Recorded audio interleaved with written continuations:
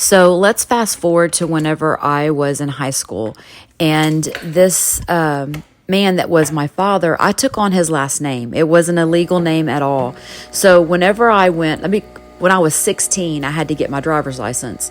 Well, you have to have all your legal documents to get your driver's license. So my name that I grew up with was not my legal name.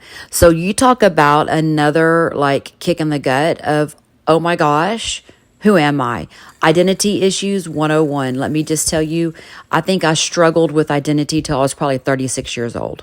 So I graduated from high school with a name that wasn't even a legal name because that's how my mother registered me at school. And I guess back in the day, they didn't have to have legal documents stating who your name was. So I graduated with a certificate that says the wrong name. But of course, my driver's license has my correct name. So anyway, that's another whole story in itself about identity.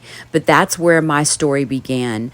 Identity is key in this world. If you don't have your identity, you don't know who you are.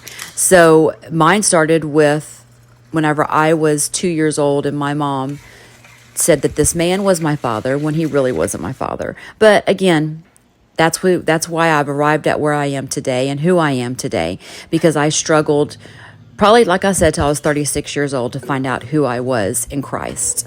And that in itself is a story that is a whole story in itself that is a great revelation that came directly from the Father. And I was at a Christina Kane conference for women, and I was 36 years old when I finally figured out I was made for a purpose and a reason.